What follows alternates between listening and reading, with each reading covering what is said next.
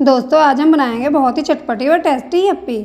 इसमें मैंने काफ़ी सारी वेजिटेबल्स डाली है, जिस वजह से स्वादिष्ट होने के साथ साथ हेल्दी भी है।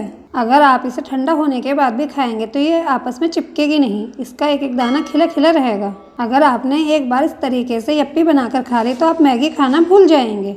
तो फिर चलिए बनाना शुरू करते हैं ज़बरदस्त स्वाद के साथ यप्पी बनाने के लिए कढ़ाई में 3 टेबल स्पून तेल डालकर गर्म होने के लिए रख दें।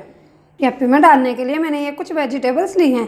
3 टेबल स्पून मटर, प्याज एक बड़ी से बारीक चॉप कर लें, टमाटर एक मीडियम साइज़ का चॉप कर लें, गाजर 3 टेबल स्पून। ये मैंने मोटी वाली एक हरी मिर्च ली है, इसे मैंने बारीक बारीक काट लिया है। अगर आपके पास मोटी हरी मिर्च ना हो तो आप हरी मिर्च डाल लें। गैस के आंच को मीडियम रखें। तेल गर्म होने पर हम इसमें प्याज डाल देंगे। प्याज को चलाते हुए 1 मिनट फ्राई कर लें। मुझे प्याज को फ्राई करते हुए 1 मिनट हो गया है। अब हम इसमें अपनी मटर डाल लेंगे, साथ ही हरी मिर्च और गाजर भी डाल लें। अब इन्हें 1 मिनट और चलाते हुए भून लें। मुझे सभी वेजिटेबल्स को प्याज के साथ फ्राई करते हुए 1 मिनट हो गया है। अब हम इसमें टमाटर डाल देंगे। गैस की आंच को मीडियम ही रखें। अब हम टमाटर को 2 मिनट पका लेंगे ताकि हमारा टमाटर अच्छे से सॉफ्ट हो जाए।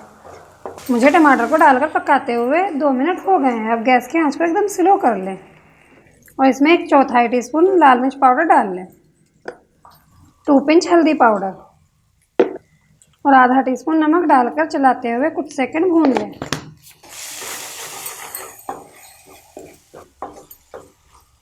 अब हम इसमें ये यप्पी मसाला डाल देंगे।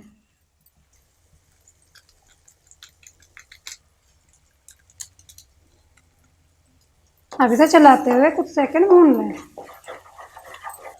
गैस की आंच को स्लो ही रखिए। अगर आपने गैस की आंच को तेज़ कर लिया हमारे सभी सूखे मसाले जल जाएंगे।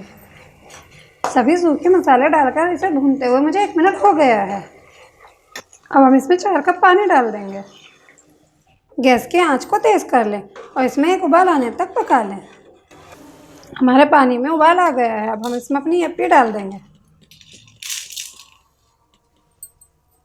अब इसे 1 मिनट इसी तरह से पकने दें।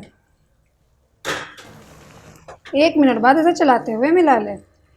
ये देखिए हमारी यप्पी सभी एकदम अलग अलग हो गई है। 2 मिनट इसे इसी तरह से तेज़ आंच पर पकने दें। मुझे इसे तेज़ आंच पर पकाते हुए 2 मिनट हो गए हैं। एक बार इसे हम चला लेंगे। गैस की आंच को स्लो कर लें और इसे ढककर 10 मिनट तक पका लें।